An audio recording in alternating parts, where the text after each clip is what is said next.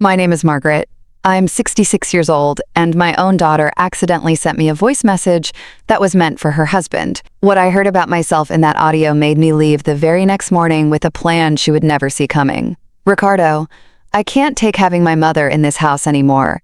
I heard my daughter Grace's voice with a coldness that froze my blood. She's a nuisance. She gets into everything. And on top of that, we're already spending so much money on her. I've been looking into some cheap places. I found one that only costs $800 a month. In that moment, I felt as if the floor had opened up beneath my feet. This was the same daughter for whom I had worked day and night cleaning other people's houses. The same one for whom I paid for college by selling even my jewelry. The same one who cried in my arms when Richard left her at the altar the first time. And I spent my last savings to convince him to come back. But the audio continued, and what came next was even worse. Also, I've already checked the house papers. It's in her name, but I found a way to transfer it to our name without her realizing. My cousin Carol, who works at the county clerk's office, is going to help me. My hands were shaking so much I almost dropped the phone. My own daughter was planning to steal my house. The only thing of value I had in this world, the house I built brick by brick with the sweat of my hands, working 12 hours a day for 30 years. But what hurt the most was hearing her laugh at the end of the message. In a month, Mom will be in the home and will own everything. We can finally live in peace without that bitter old woman controlling us. If you have ever felt the most profound betrayal from someone you love, you'll know exactly what I felt at that moment. But what my daughter Grace didn't know is that her mother isn't as naive as she thinks. And after 66 years in this world, I've learned that sometimes the only way to defend yourself is with the same cunning that's used against you. My lovely audience, if you're enjoying these stories, please subscribe to the channel and share them with your friends. Your small act of support means more than you can imagine and helps this community grow beautifully. Now, sit back, relax, and enjoy the story. I didn't sleep for even a moment that night. But when dawn finally broke, I rose with a determination I hadn't felt in years. I slipped into my most elegant crimson suit, gathered every important document I owned, and stepped out of the house with a quiet smile, carrying a plan that I knew would change everything forever. To understand why what I heard hurt so much, I need to tell you how I became the woman I am today, and how my relationship with Grace became the most important thing in my life. I grew up in a family where love was measured by the sacrifices you made for others. My mother, may she rest in peace, worked as a seamstress from 5 o'clock in the morning until 10 at night to support me and my 3 siblings. We never had much money, but we always had love, respect, and strong values. Margaret, my mother would say to me while teaching me to sew, in this life, the only thing that matters is family, and for family you give everything to the last drop of blood. When I got pregnant with Grace at 18, her father disappeared as if by magic. One night, he was there promising we were going to get married, and the next morning, he was gone. His parents slammed the door in my face when I went to look for him, telling me their son wasn't going to ruin his future for some random girl. That's when my mother showed me what she was made of. That child is going to have everything we couldn't, she told me, hugging me and drying my tears. We'll raise her together so she can be a good woman. My mother sold her only 2 gold bracelets, the only jewelry she had, to buy me everything I needed for the baby. When Grace was born, it was as if an angel had been born. She was the most beautiful baby I had ever seen, with her big eyes and a smile that lit up the whole room. My mother and I took turns caring for her while I worked. I started cleaning houses at 19, earning barely $20 a day, but every cent I earned was for her. I vividly remember the first day I took Grace to kindergarten. We walked because we didn't have money for the bus, but she wore her uniform perfectly ironed and her shoes shined. The other mothers arrived in fancy cars, dressed in expensive clothes, and I felt small in my patched-up dress and with my calloused hands. But when Grace kissed me on the cheek and said, "Thank you, Mom, you're the best in the world," I knew it was all worth it. The years passed, and my routine was always the same. Wake up at 4 o'clock in the morning, prepare breakfast for Grace, take her to school, work cleaning 3 different houses until 6 o'clock in the evening, pick her up, help her with homework, and put her to bed with a story. On weekends, I did laundry to earn extra money, all so she could have a better life than mine. My mother passed away when Grace was 8, but before she left, she made me a promise I will never forget. Margaret, that child is your greatest treasure. Give her an education. Give her love, and she will take care of you when you're old. Our family's blood is good. She won't fail you. Those words gave me the strength to keep going, even when the days were so hard that I wanted to give up. When Grace turned 15, I worked extra days for 6 months to give her the party she deserved. I spent $500 on that celebration, money I had been saving to fix our leaky roof. But seeing the look on her face that night, watching her shine in her golden dress as she danced, was priceless. "Mom, I don't know how you give me so much when you have almost nothing," she told me that night while hugging me. "When I grow up, I'm going to give all this back to you, multiplied by 1,000. Throughout high school, Grace was an exemplary student. She had the best grades in her class, participated in school plays, and all the teachers told me she had a brilliant future ahead of her. But keeping up with those studies wasn't cheap. Books, uniforms, field trips, it all cost money I didn't have. I started cleaning a fourth house on Sundays, my only day off, just to be able to pay for it all. When it was time to enroll her in college, the cost was $15,000 a year.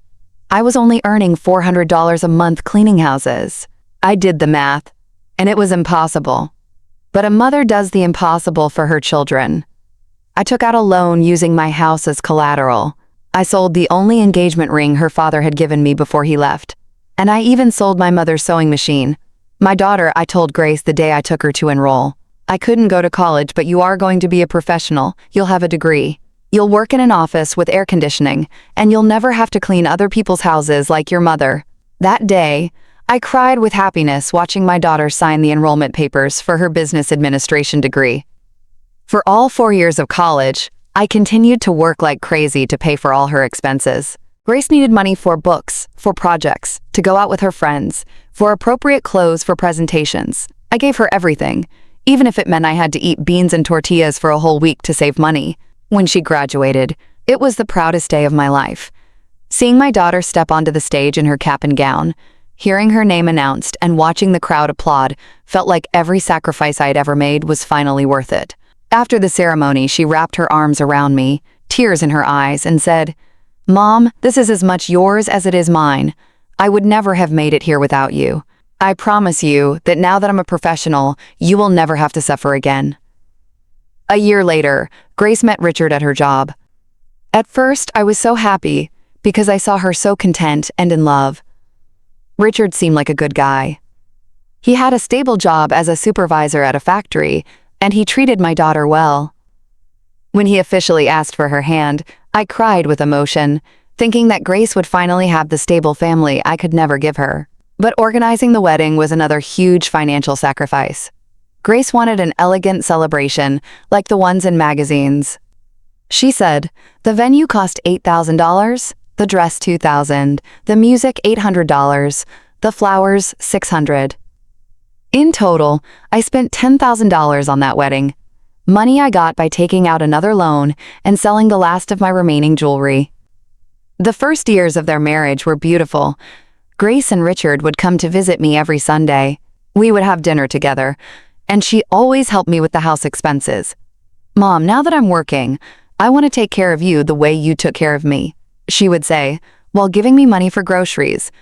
I finally felt that my sacrifices had paid off, that I had a grateful daughter who truly loved me. But everything changed 3 years ago, when Richard lost his job, and they started having financial problems. They began to constantly ask me for money. And as always, I couldn't say no. First, it was $1,000 for monthly expenses, then $500 for a down payment on a new car, then $3,000 to pay off credit card debts. Everything began to change subtly after I lent them that $3,000 for their debts. At first, there were small details that I justified in my mind, thinking they were a result of the stress from their financial problems. But now, after hearing that message, I understand it wasn't stress. It was the beginning of a calculated plan to push me out of their lives. The first sign was when they stopped coming on Sundays. "Mom, we're so busy with Richard's new job," Grace would tell me on the phone. "You know how it is. We need to show we're responsible." I understood, or at least I thought I did. After all, It was natural for a young couple to want to focus on getting ahead. But then the excuses for not answering my calls started. I would call in the mornings, and Grace would say, "Mom, I'm in an important meeting. I'll call you later." I'd call in the afternoons. "Oh, Mom, I'm at the grocery store, doing our weekly shopping." At night, "Mom, it's too late. We're having dinner. We'll talk tomorrow." That tomorrow never came. And when we finally did talk, the conversation barely lasted 5 minutes. Then came the hurtful comments disguised as concern.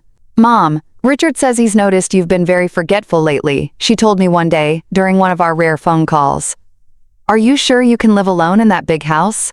At your age, anything could happen." I laughed nervously, thinking they were exaggerating, but the seed of doubt had already been planted. One afternoon, I decided to visit them without warning, bringing them the pineapple dessert that Richard loved so much.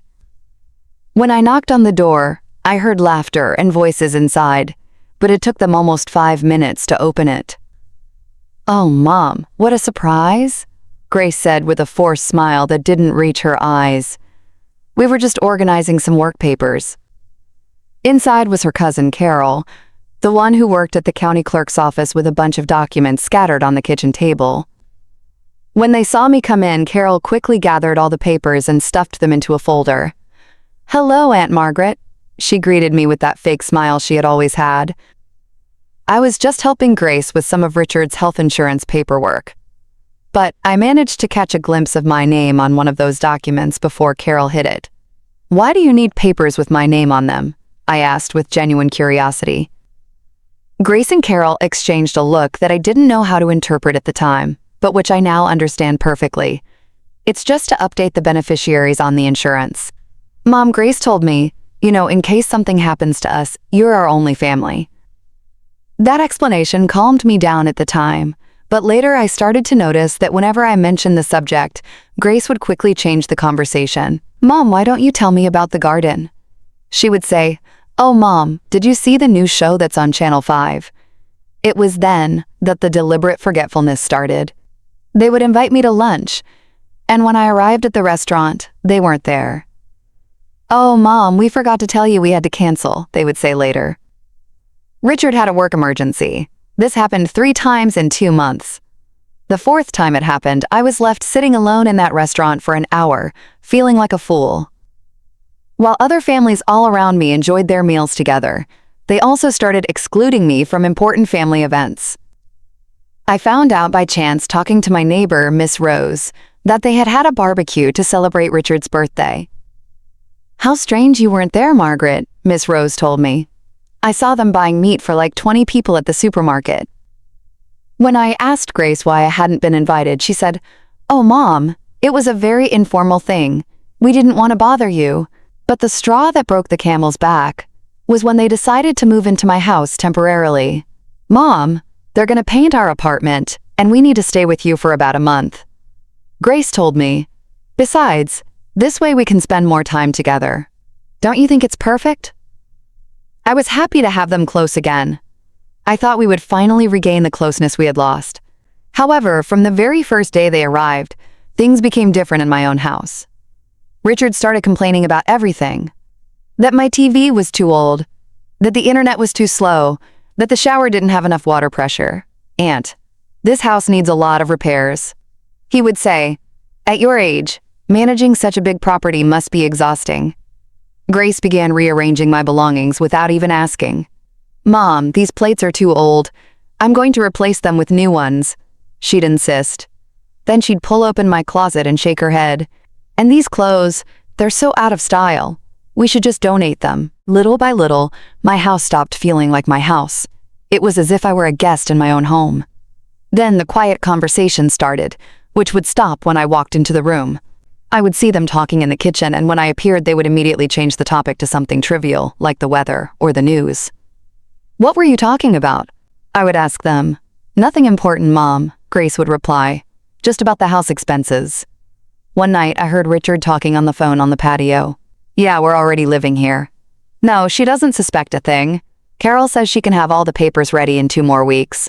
When I went out to ask him who he was talking to, he said it was his boss about a work project. They also started subtly controlling my finances. "Mom, let me help you with the electric and water bills," Grace would say. "You're too old to be worrying about these things." At first, I thought it was a kind gesture, but then I realized she was going through all my bank statements. "Mom, why do you need so much cash?" she would ask me when she saw I had withdrawn $200 for my personal expenses. The most painful thing was seeing how they talked about me when they thought I wasn't listening. One afternoon, I was trimming the plants in the garden when I heard Richard tell someone on the phone, "My mother-in-law is getting harder to handle. She's becoming very stubborn with age." Grace laughed in the background and added, "It's true. Lately she forgets things and gets very difficult when we try to help her." But what really made me open my eyes was when they started making comments about my mental health in front of other people. My friend of many years, Miss Letitia, came to visit, and Grace told her, "Oh, Letitia, my mom has been so confused lately. Yesterday she wanted to go for a walk at 10 at night because she thought it was morning." That was a complete lie. I had never done such a thing. But I saw how Letitia looked at me with pity and concern. "Oh, Margaret, it's a good thing you have Grace to take care of you," she said. In that moment, I felt a deep anger, but also an immense sadness, realizing that my own daughter was creating a false narrative about my mental state. Strange visitors started arriving at my house, doctors who were supposedly there to check my blood pressure, social workers who wanted to evaluate my living conditions, and even a man who introduced himself as a geriatric care specialist. They all came when Grace scheduled them, but they never asked me if I wanted those visits. During one of those evaluations, I heard the doctor talking with Grace in the living room. "Ma'am, your mother seems to be physically fine, but I'm going to note in the report that she shows signs of mild age-related confusion." I was listening from the kitchen, completely lucid and aware while this man wrote lies about my mental state. The tension in the house became unbearable. Every day, I felt more pressure, more control over my life, more hurtful comments disguised as care. "Mom, you shouldn't drive anymore," Richard told me one day. "At your age, it's too dangerous." "Mom, it's better if you don't go shopping alone anymore," Grace added. "We can do it for you." Little by little, they were taking away my independence, my autonomy, my dignity. And the most painful part was that they did it with a smile on their faces, telling me that it was all for my own good, that they loved me so much and only wanted to take care of me. The moment that changed everything forever came that Tuesday afternoon when my world fell apart with a simple technological error that revealed the cruelest truth I had experienced in my 66 years. That day had been particularly difficult. Grace and Richard had left early, saying they were going to take care of some work matters, but I knew something was wrong. I had seen them talking in whispers all morning, and when I asked what was going on, they responded with those fake smiles I had already learned to recognize. "It's nothing, Mom," Grace would say, "just boring stuff about Richard's job." I was left alone in the house, feeling that pressure in my chest that had been growing for the past few weeks. The house that used to be my refuge now felt like a prison. Everything had changed since they had come to stay temporarily. My routines, my spaces, even my way of living had been altered to accommodate their needs and their secret plans. Around 3 o'clock in the afternoon, I was making chamomile tea to calm my nerves when I heard the notification sound on my phone. It was a voice message from Grace. At first, I thought she was letting me know they would be late, or maybe asking me to prepare something special for dinner. How naive I was to think my daughter still considered me important enough to tell me her plans. I pressed the play button without imagining that in the next 3 minutes my entire life would be torn to pieces. "Richard, I can't take having my mother in this house anymore." Grace's voice began with a tone of exasperation she had never used with me in person. My heart stopped. Those words spoken with such contempt were like sharp daggers piercing my soul. This was not the sweet daughter who would hug me and say, "I love you, Mom," every time she left. She's a total nuisance, Richard. She gets into everything we do, always asking questions, always there. And on top of that, we're already spending so much money on her. I've been looking into some cheap places. I found one on the outskirts that only costs $800 a month. With what we save, we can finally remodel the kitchen we want so badly, and even get new furniture for the living room.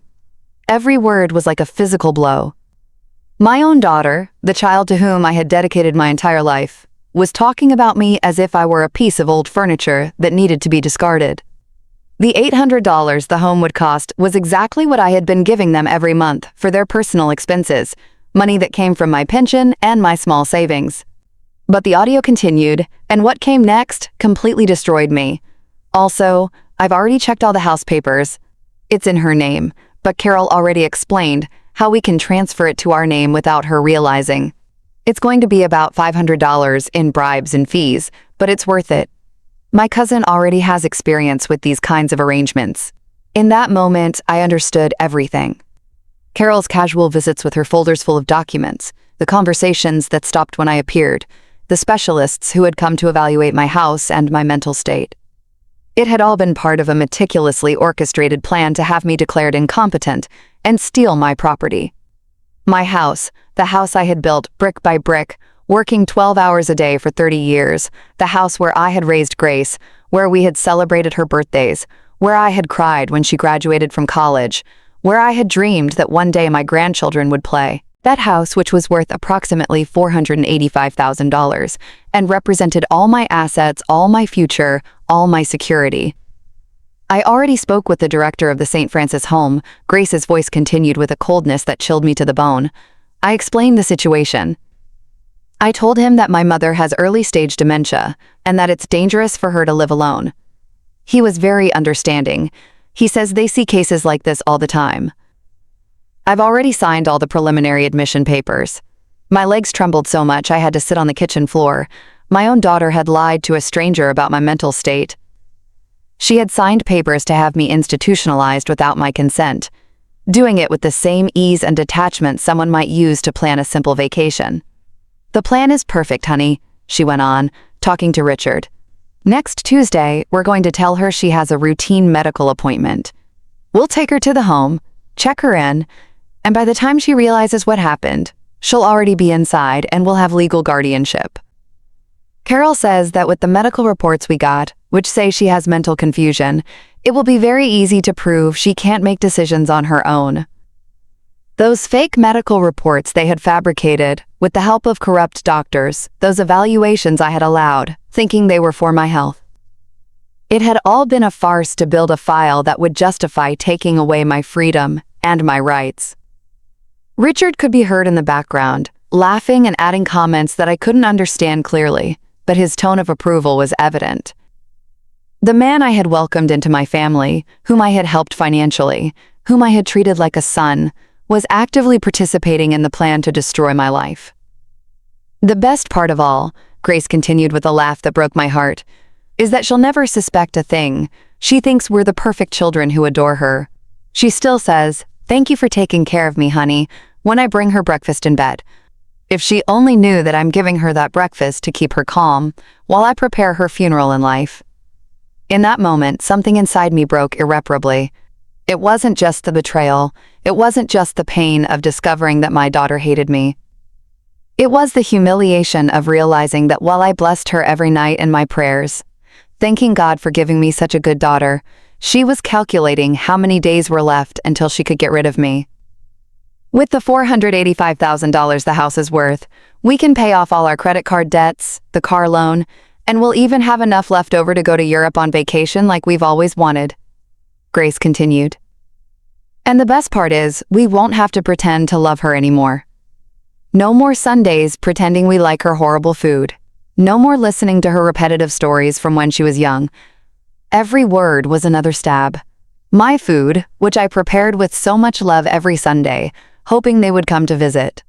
My stories, which I told because I wanted to share the beautiful memories of my youth with them and teach them about our family.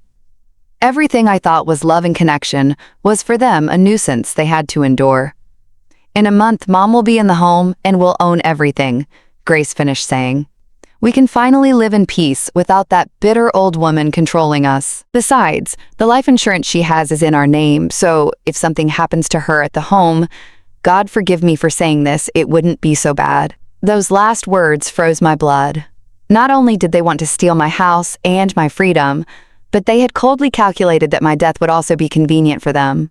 They had turned their own mother into an investment, hoping to gain profits from both my life and my death. The message ended with laughter and comments about what restaurant to choose for dinner that night, as if they had just planned a vacation instead of the total destruction of the life of the woman who had loved them more than anything in the world. I stayed seated on my kitchen floor for I don't know how long, with the phone still in my hand, replaying the message over and over, hoping I had heard wrong, hoping it was a nightmare I was going to wake up from. But every time I listened, the reality became more raw, more painful, more definitive. That night, I couldn't eat, I couldn't sleep. I couldn't do anything but walk around my house looking at every object, every photograph, every memory I had built, thinking that one day I would lovingly pass it on to my daughter.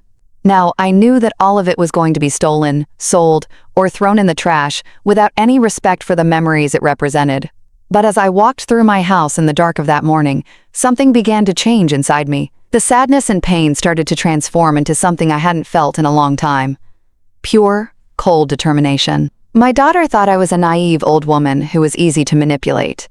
But she had completely underestimated the woman who had raised her. At dawn, I got up with a mental clarity I hadn't had in months.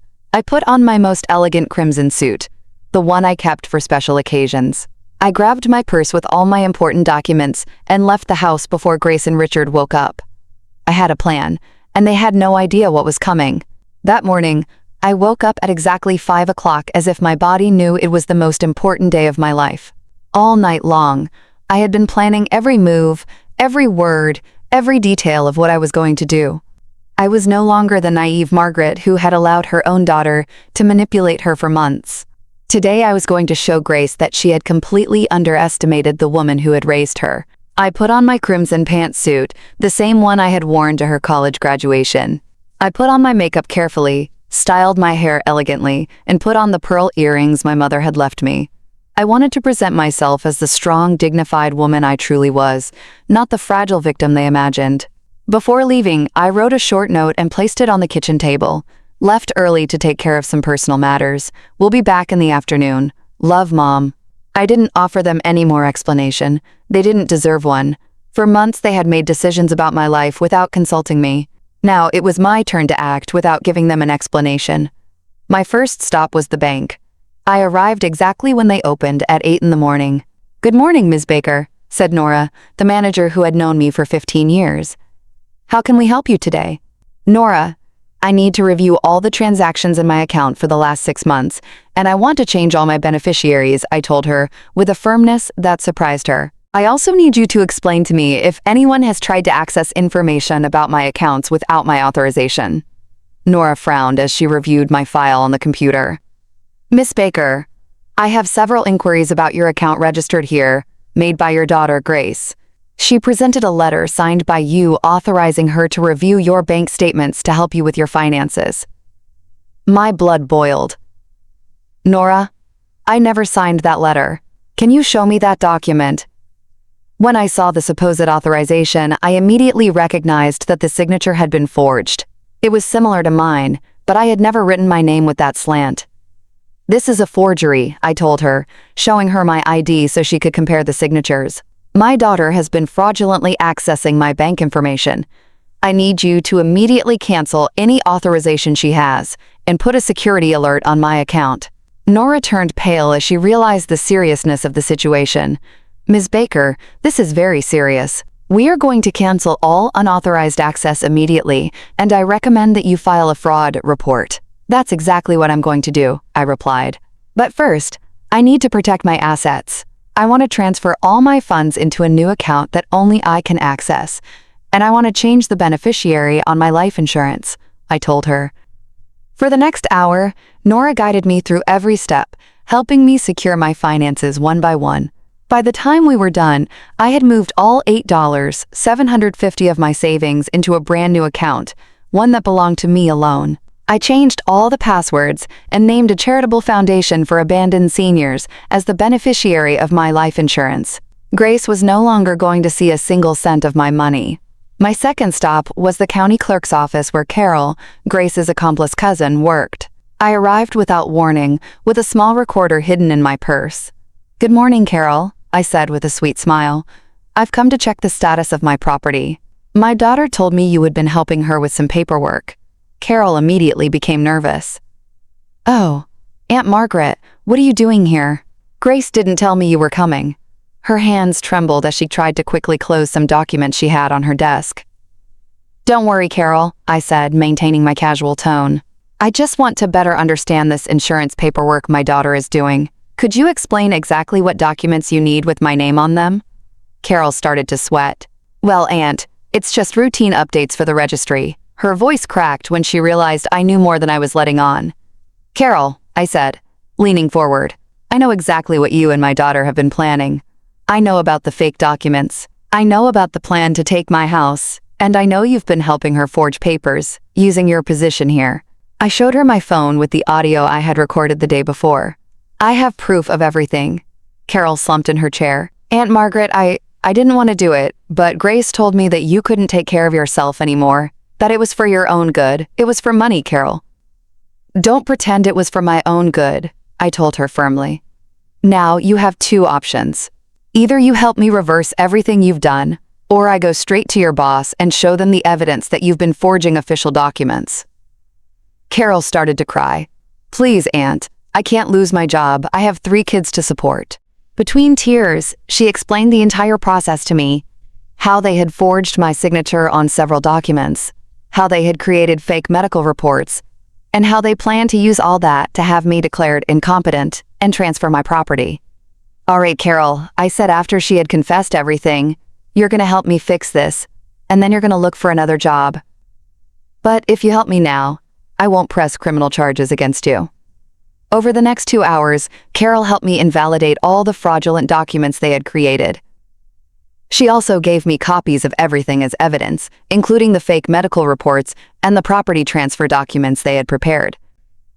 My third stop was with Attorney Harrison Ford, the most respected lawyer in the city. Attorney Ford, I said, showing him all the evidence I had collected. I need your help to stop a fraud and protect my rights. Attorney Ford reviewed all the documents with professional attention. Miss Baker, this is a very serious case of family fraud. We have more than enough evidence to press criminal charges. But tell me, what exactly do you want to achieve? I want justice, attorney, I replied. But most of all, I want my daughter to learn that actions have consequences. For 66 years, I have been too good, too generous, too understanding. It's time for someone to defend me, even if I have to do it myself. The attorney smiled with admiration.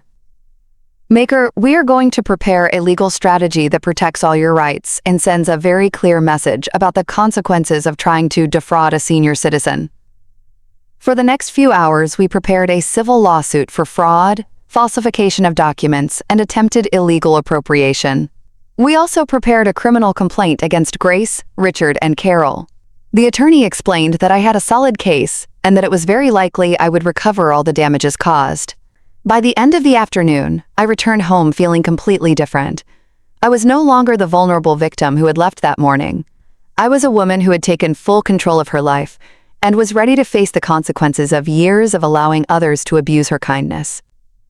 When I arrived, Grace and Richard were in the living room watching television, acting as if nothing had happened. "Hi, Mom," Grace said with that fake smile that I had already learned to recognize. "How did your errands go?" "Very well, honey," I replied calmly. I took care of exactly what I needed to. I sat in my favorite armchair and looked at them intently. By the way, some people are coming to visit us tomorrow. I hope you're here to receive them. "What people, Mom?" Richard asked with curiosity. "Oh, you'll see," I told them with a mysterious smile. "They are people who are going to help us clarify some important things about our family's future." That night, we had dinner in silence. I knew exactly what was going to happen the next day, but they had no idea of the storm that was coming. For the first time in months, I slept soundly with the peace of mind that justice was on its way. The next day, at exactly 10 o'clock in the morning, the doorbell rang. "I'll get it," I said, getting up quickly before Grace or Richard could move. At the door were Attorney Harrison Ford, 2 police officers, and a public notary. "Good morning, Miss Baker," the attorney said. "We've come to execute the orders we discussed yesterday." Grace and Richard got up from the sofa with looks of complete confusion. "Mom, what's going on?" Grace asked. Who are these people? Sit down. I told them with an authority they had never heard in my voice. It's time for you to know the truth. Attorney Ford cleared his throat and began to speak. M. Grace and Mr. Richard, I am here on behalf of Miss Margaret to inform you that we have discovered irrefutable evidence of fraud, falsification of documents, and conspiracy to commit illegal appropriation against her. Grace and Richard's faces turned completely white. What are you talking about? Grace stammered. We would never do anything like that. Grace, I said, taking out my phone. Do you want me to play for everyone the voice message you accidentally sent me yesterday? In that moment, I saw all the blood drain from my daughter's face, her eyes filled with pure panic as she realized that her perfect plan had been discovered because of her own negligence. The moment of truth had arrived, and there was no turning back. The silence in my living room was deafening. Grace and Richard were petrified, staring at me as if they had seen a ghost. For all these months, they had believed they had total control of the situation, that I was a helpless old woman they could manipulate at will. Now they realized that they had completely underestimated the woman who had raised them. Attorney Ford, I said, keeping my voice firm and serene, please proceed with the presentation of the evidence. The attorney opened his briefcase and took out a thick folder full of documents. M. Grace and Mr. Richard, we have in our possession irrefutable evidence of the crimes you have committed against Ms. Margaret. He placed the first documents on the coffee table. Let's start with the forgeries. He showed Grace the document she had signed at the bank, authorizing herself to access my accounts. This is her authentic signature, he said, pointing to my ID, and this is the forged signature you presented at the bank. The differences were unmistakable when placed side by side. Grace's face went pale as she stumbled over her words. I don't know what you're talking about. But her voice was trembling so much that it was clear she was lying. Mom asked me to help her with her accounts because she was forgetting to pay the bills. Grace, I said with a calm that even surprised me, stop lying. There's no escape now. I took out my phone and pressed the play button. My own daughter's voice filled the room. Richard, I can't take having my mother in this house anymore. She's a total nuisance. She gets into everything we do. I watched Grace's face completely fall apart as she listened to her own words. Richard tried to maintain his composure, but his hands were visibly shaking. Neither of them had realized that the message had been sent to my phone by mistake. I have been looking into some cheap places. I found one that only costs $800 a month. Turn that off! Grace screamed, lunging for my phone. But one of the officers immediately stopped her. That's private. You have no right to listen to my conversations. Relax, honey, I told her with a cold smile. This is just getting started. Sit down and listen to everything you planned for your mother. The audio continued to play. Carol already explained how we can transfer the house to our name without her realizing. It's going to be about $500 in bribes and fees, but it's worth it. Richard stood up abruptly. This is a setup, he said, pointing at the attorney. You're manipulating her to accuse us of things we didn't do. Attorney Ford smiled professionally. Mr. Richard, we haven't even gotten to the most interesting part yet. He took another document from the folder. This is the complete and signed confession of Carol Rodriguez, cousin of Ms. Grace, who works at the county clerk's office. My eyes met Grace's, and I saw her realize that Carol had betrayed her. In this confession, the attorney continued, Carol details exactly how you pressured her to forge official documents, how you created fraudulent medical reports, and how you planned to use these documents to declare her mentally incompetent. Carol is a liar, Grace screamed desperately. She made all that up to save her own skin. Oh, really, honey? I asked, taking out my small recorder. Because I also have the complete conversation I had with Carol yesterday, in her office recorded. I pressed the play button, and Carol's voice, confessing everything in tears, filled the room. Grace told me that you couldn't take care of yourself anymore. She showed me how to forge your signature. She promised me she would pay me $2,000 once she had the house. Richard sank into the sofa with his hands on his head. This is a nightmare, he mumbled. Everything got out of control. No, Richard, I said firmly. This is justice. What was a nightmare was living in my own house, feeling like a prisoner, listening to you talk about me as if I were a nuisance, watching you plan to steal everything I've worked for in my life. Attorney Ford continued with the presentation of evidence. We also have the fraudulent medical reports that you commissioned." He showed the documents where corrupt doctors had written that I had senile dementia and was incapable of making decisions for myself. Ms. Margaret voluntarily underwent a full psychological evaluation yesterday, conducted by Dr. Raymond Morales, a geriatric specialist at the General Hospital. He pulled out the official report. The results show that Ms. Margaret is in perfect mental condition, with a clarity and reasoning ability superior to the average for her age. This proves that all the previous reports were fabricated. Grace started to cry, but they weren't tears of repentance, but of desperation at seeing her plan completely fall apart. "Mom, please," she pleaded with me. "We just wanted to take care of you. We thought it would be better for you to be in a place where they would attend to you professionally." "Take care of me?" I asked with a bitter laugh. "By stealing my house, lying about my mental health, planning to institutionalize me against my will." I stood up and walked toward her. "Honey, in that message you also said you hoped I would die soon so you could collect my life insurance." "I never said that," Grace screamed. I replayed that specific part of the audio. "Besides, the life insurance she has is in our name, so if something happens to her at the home, God forgive me for saying this, it wouldn't be so bad." The silence that followed was devastating. Even the police officers exchanged looks of disgust upon hearing a daughter talk about her mother's death as a financial opportunity. "But there's more," the attorney said, taking out another folder. "We also discovered that for the last 6 months, Miss Grace has been withdrawing money from her mother's accounts without authorization using fraudulently obtained information." He showed the bank statements where withdrawals ranging from $500 to $1,500 were seen, all made by Grace. In total, they have stolen $8,750 from Ms. Margaret's accounts. "That money was for house expenses," Richard protested. "We were paying for food and utilities." "That's a lie," I replied. "I was still paying all my house bills with my pension." "That money you stole was spent on your own personal whims," he said. "I saw you buying expensive clothes, dining at fancy restaurants, all while telling me we had to save because times were tough." The attorney kept going, revealing every detail of their calculated criminal plan.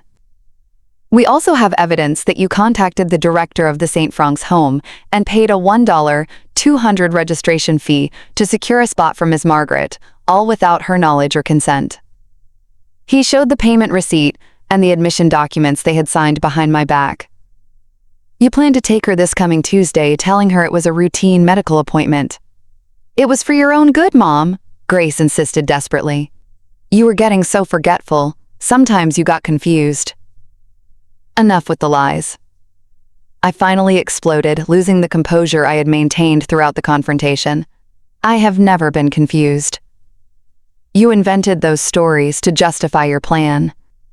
I still manage my own finances, cook my own food, take care of my own house, and even help you financially when you ask me." I addressed Grace directly, looking her in the eyes. "You know what hurts the most, honey? It's not that you wanted to steal my house. It's not that you plan to institutionalize me against my will. What hurts the most is that for all these months while I hugged you and told you how much I loved you, you were calculating how much money you were going to make from my death." Grace completely broke down and began to cry hysterically. "I'm sorry, Mom. I'm so sorry. We were desperate for money. We had so many debts. We didn't know what to do." "Desperation doesn't justify betrayal," I told her firmly. "If you needed money, you could have asked me honestly. My entire life, I have given you everything I have. But instead of trusting my love, you decided to steal from me and destroy me." The police officer approached, with handcuffs in his hand. "Miss Baker, do you wish to proceed with the arrests?" I looked at my daughter, who was crying inconsolably, and for a moment I felt a pang of maternal pain. But then I remembered her words in the audio, her coldness in planning my destruction, her laughter when talking about my death. "Yes, officer," I replied in a firm voice. "Proceed with the arrests." Seeing my own daughter being handcuffed in my living room was one of the most painful images I had experienced in my 66 years of life. But it was also the moment I realized I had regained my dignity and my personal power after months of feeling like a helpless victim. "Mom, please!" Grace yelled at me as the officer led her toward the door. "You can't do this to me. I'm your daughter. I'm the only thing you have in this world." Her words echoed in my mind with a bitter irony. She had been the one who decided I had no place in her world. Richard, on the other hand, looked at me with a pure hatred that chilled my blood. "This isn't over, you crazy old lady," he whispered as he passed by me. "You're going to pay for ruining our lives." Those words didn't scare me, but they confirmed that I had made the right decision by exposing them. After Grace and Richard were taken away, my house was left in an absolute silence I hadn't experienced in months. For the first time since they had come to stay temporarily, I could walk around my own house without feeling like I was being watched, judged, or manipulated. But that peace didn't last long. The next day, a campaign of terror began that showed me the lengths Grace and Richard were willing to go to get revenge on me. The first attack came through social media. Grace had created a fake profile and had started posting terrible stories about me in local community groups on Facebook. "My mother has senile dementia and falsely accused us of theft," she wrote. "She's so confused that she doesn't recognize her own family. Please, if you see her alone on the street, call me because she shouldn't be unsupervised." The posts included photos of me taken without my knowledge, where I appeared distracted or tired, which they had edited to make it look like I had mental health issues. The comments from strangers were devastating. "Poor woman, she looks very confused. How terrible for a mother to accuse her own children. They should seek professional help for her." Ms. Rose, my neighbor for a lifetime, came to my house worried after seeing those posts. "Margaret, honey, are you okay? I saw some really ugly things online about you and your daughter." I had to explain the whole situation to her, show her the evidence I had so she would understand that it was all a smear campaign. But the harassment escalated quickly. Phone calls started coming in at all hours of the day and night. Unknown voices insulted me, threatened me, and told me I was an unnatural mother who had destroyed her own family for money. "You're a miserable old woman." A female voice screamed at me at 3 o'clock in the morning. "I hope you die alone and abandoned." People I didn't know also started showing up at my house, supposedly concerned for my well-being. Fake social workers who said they had received reports that I was in danger. Aggressive salespeople who insisted on selling me security systems because a single old woman is very vulnerable. And even people who introduced themselves as distant relatives who had come to verify my mental state. Attorney Ford explained that all of this was part of a desperate legal strategy. "Ms. Baker, they're trying to create evidence that you really do have mental problems to discredit your testimony in court. It's a common tactic when the accused don't have solid legal defenses. But what hurt the most was when anonymous letters full of poison and resentment started arriving. You're a failed mother. One of them said, you raised a daughter who hates you so much she'd rather see you dead. Think about what you did wrong. Another letter was even crueler. Your own children abandoned you. Because you're insufferable, no one will miss you when you die. The letters attacked not only my relationship with Grace, but all the sacrifices I had made in my life. You worked as a servant your whole life. And for what? For your daughter to despise you. You were a fool who let herself be used. Every word was calculated to shatter my self-esteem and make me doubt the decisions I had made. One night, while reading one of those particularly vicious letters, I completely broke down. I sat on my kitchen floor, the same place where I had listened to the audio that changed my life, and I cried like I hadn't cried since my mother's death. What did I do wrong? I asked myself over and over, how could I have raised a daughter who hates me so much?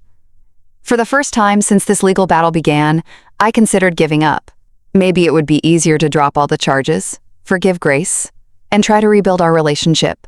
Maybe I really had overreacted. Maybe they did love me in their own way and I had misinterpreted their intentions. But just as I was about to call Attorney Ford to ask him to drop the lawsuit, I remembered something that completely changed my perspective. I got up from the floor and went to my room, where I kept all the most precious memories of my life in a small chest. I searched until I found what I needed. A letter my mother had written to me shortly before she died when Grace was 8 years old.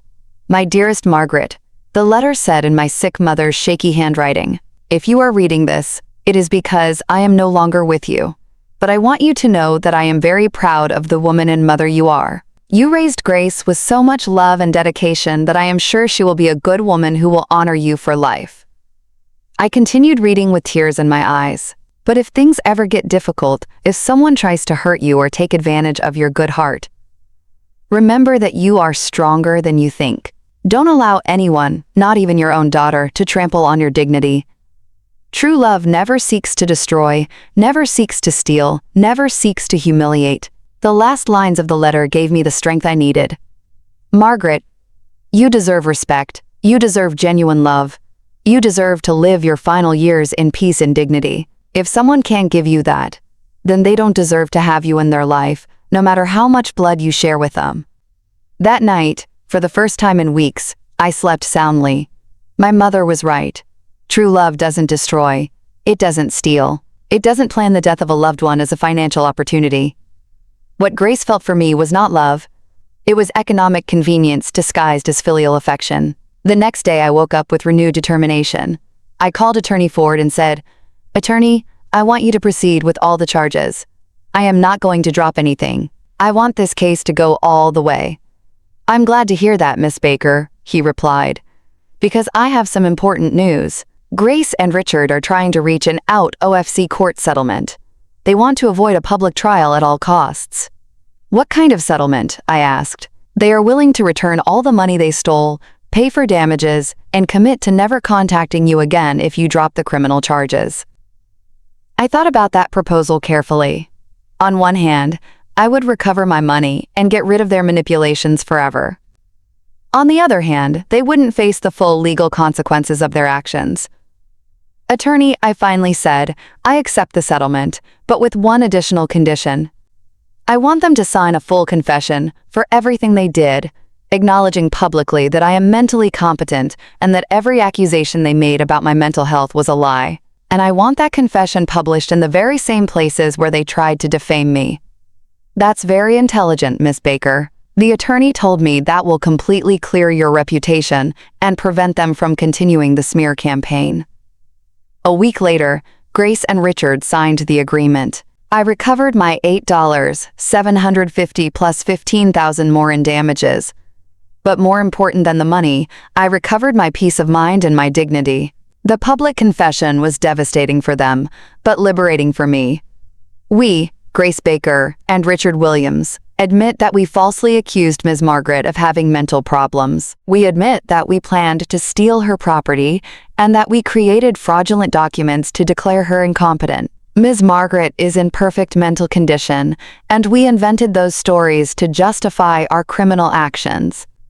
That day, exactly 1 month after hearing the audio that changed my life, I realized that I had achieved something that seemed impossible. I had defeated those who tried to destroy me, and I had done it with intelligence, dignity, and by always sticking to the law. But my story wasn't over yet. I had a new life to build, and I knew exactly how I wanted to live it. With the legal agreement signed and my reputation completely restored, the time came to make the most important decisions of my new life. I was no longer the naive Margaret who had allowed her kindness to be abused for decades. I was a 66-year-old woman who had learned that true strength doesn't come from enduring abuse, but from defending yourself with intelligence and dignity. The first action I took was to completely change my will. I summoned Attorney Ford to my house and dictated my new final wishes. "Attorney, I want all my assets, including this house and all my savings, to be donated to the Golden Hope Foundation, which helps senior citizens abandoned by their families." "Are you completely sure about this decision, Miss Baker?" the attorney asked me. "It's a considerable estate, approximately $490,000, including the house, your savings, and the compensations you received."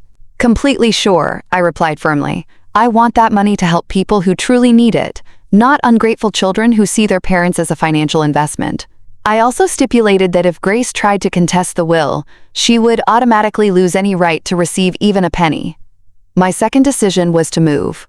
I no longer wanted to live in the house where I had been betrayed, where I had heard my own daughter plan my destruction. "Attorney, I want to sell this property and buy something smaller, more in line with my current needs." In 3 weeks, I found the perfect place. A beautiful apartment in a residential complex for active seniors, with gardens, recreation areas, and a community of people my age who valued independence and dignity. The apartment cost me $85,000.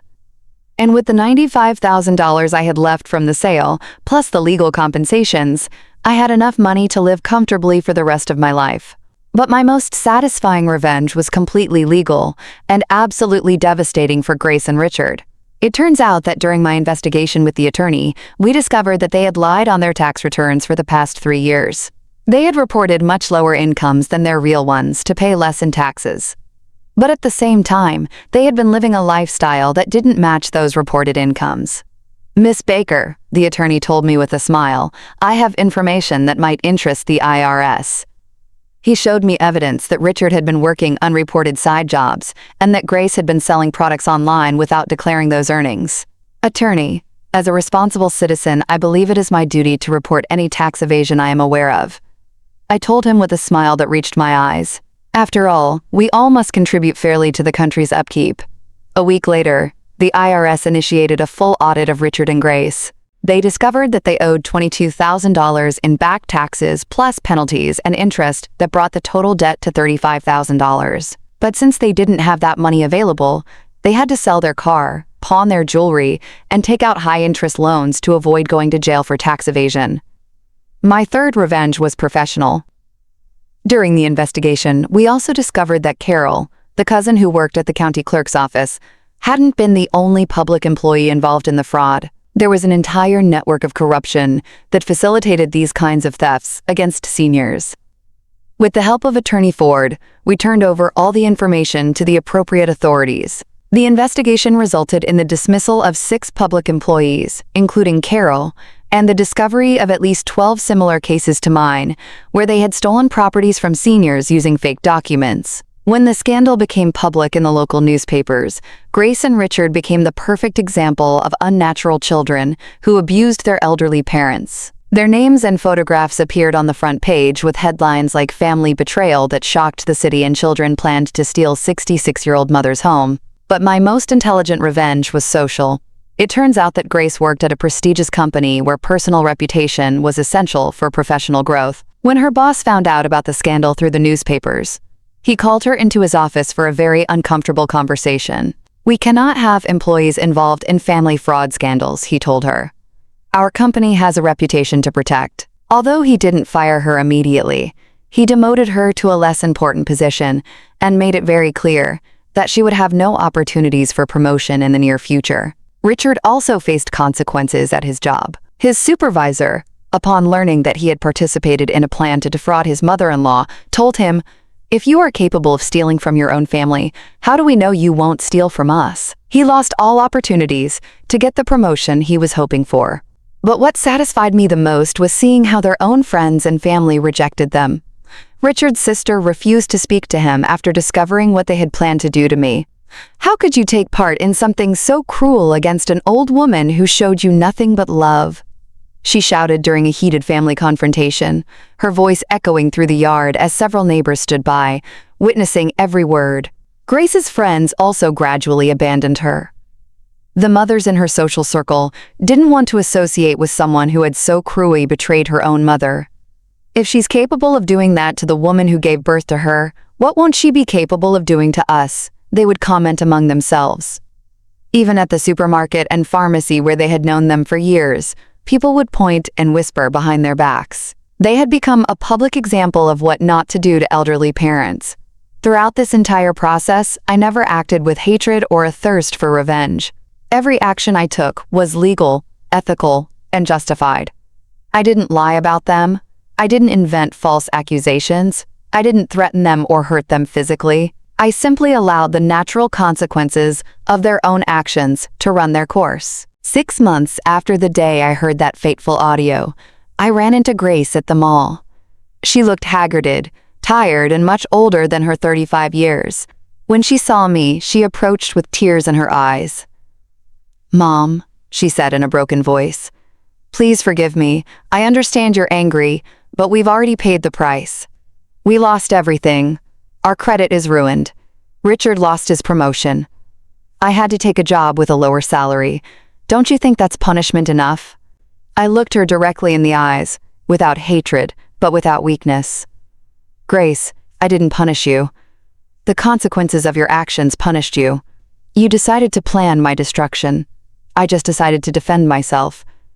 "But we're family," she pleaded. "Blood is blood, Mom. You can't abandon your only daughter." "Blood doesn't give you the right to mistreat, steal from, or plan someone's death," I replied calmly. "For 35 years, I was your unconditional mother. For 3 months, you were my calculating executioner. You can't ask me to forget that, just because you're now facing the consequences. So you're not going to forgive me?" she asked, crying. "I already forgave you, Grace," I told her honestly. "Forgiving you was necessary for my own peace of mind.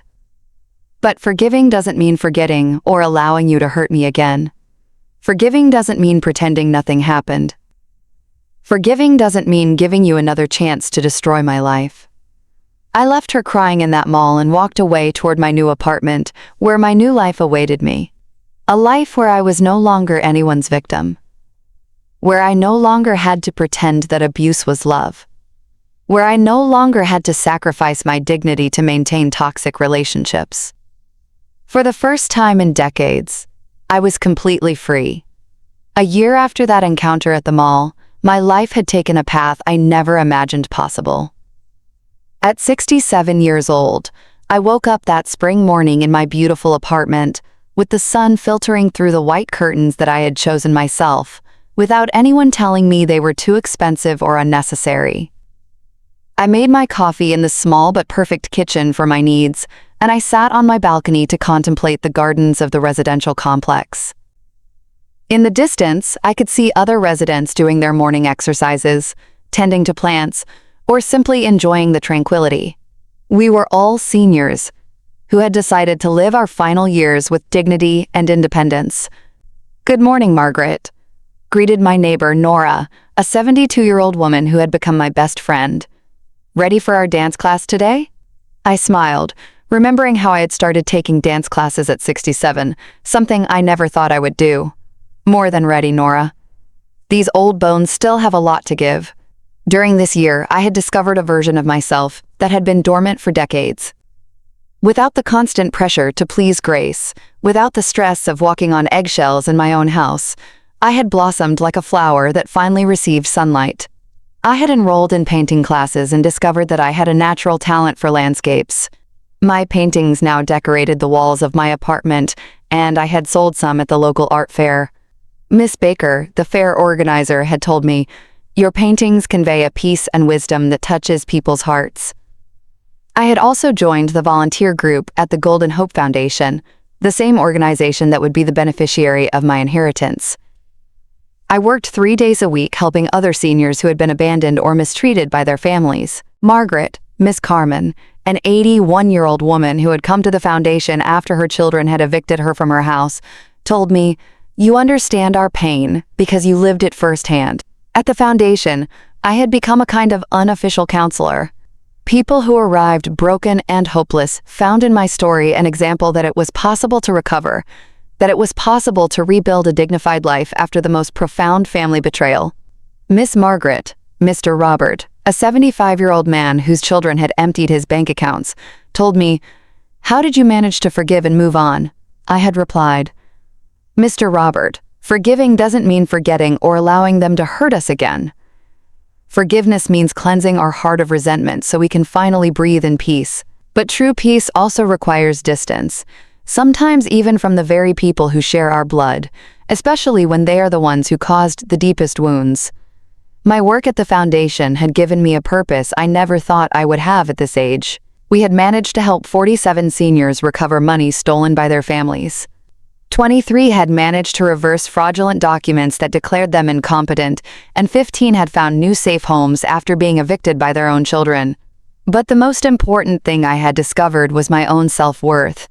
For 66 years, I had measured my value by how much I could give to others, how much I could sacrifice, how much pain I could endure in silence.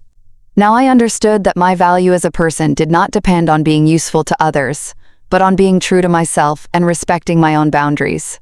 As for Grace and Richard, I occasionally received news of them through mutual acquaintances. They had had to move to a smaller, more economical apartment. Richard had definitely lost his opportunities for promotion and now worked at a lower-paying job. Grace had to accept an additional part-time job to be able to pay off all their debts. But what I was told most was that their marriage was in crisis. When they no longer had the mother-in-law's house as a backup plan, they started blaming each other for the failure of their plan. Ms. Rose, my old neighbor, told me they are constantly fighting over who was to blame for everything being discovered. Interestingly, this didn't give me a vengeful satisfaction, but a deep sadness for the decisions they had made. They had destroyed not only their relationship with me, but also their own relationship with each other. Greed had been a poison that had contaminated everything it touched. 6 months ago, I had received a letter from Grace. I hadn't opened it immediately. It had taken me 3 days to decide if I wanted to read what she had to say to me. Finally, I had opened it in the presence of Nora, my neighbor, to have emotional support. "Dear Mom," the letter began, "I know I have no right to ask you for anything, but I need you to know that not a day goes by that I don't regret what I did to you. I've been going to therapy, and now I understand that my actions were unforgivable. I am not writing to ask for your forgiveness or to be back in your life. I just want you to know that I finally understand the harm I caused you." The letter continued. The therapist helped me understand that my actions were not born of financial desperation, but of a selfish mindset that I had developed over the years. I got so used to receiving your unconditional help that I stopped seeing you as a person with rights and feelings and started seeing you as a resource that I could exploit. Now I understand that you deserved respect, genuine affection, and care in your golden years. Instead, I gave you manipulation, lies, and betrayal. I have lost the best mother in the world because of my own greed and stupidity. The letter ended with a phrase that made me cry. "I don't expect your forgiveness, Mom, because I know I don't deserve it. I just hope you are happy and that you find the peace you always deserved with love and eternal regret." Grace, that letter had taken me weeks to process emotionally. On one hand, I was happy to know that Grace finally understood the magnitude of what she had done. On the other hand, it was already too late to rebuild our relationship. Some wounds, even if they can heal, leave scars that are too deep to allow things to go back to how they were before. I had responded with a brief but honest letter. "Grace, I accept your apology, and I'm glad to know you're seeking professional help. I forgive you because holding a grudge would harm me, but forgiving doesn't mean forgetting.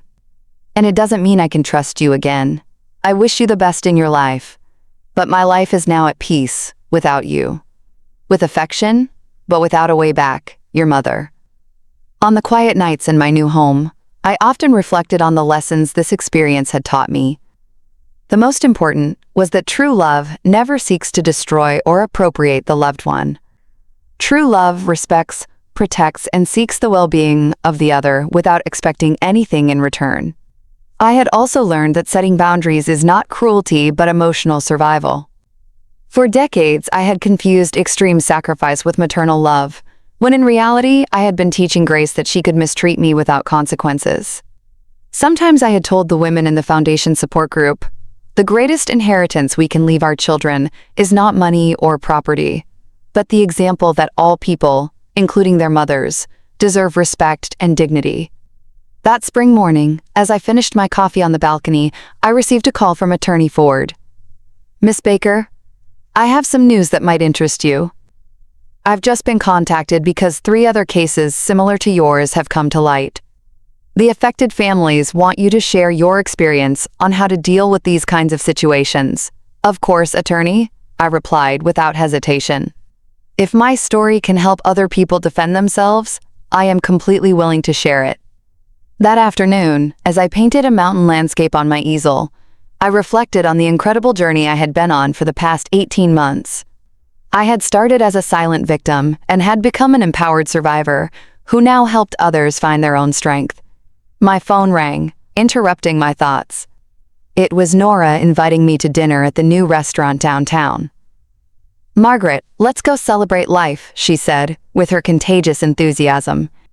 As I got ready to go out, I looked at myself in the mirror and saw a completely different woman from the one I had been a year and a half ago. My eyes shone with a confidence I had never had before. My posture was upright and proud, and my smile was genuine and free of emotional burdens.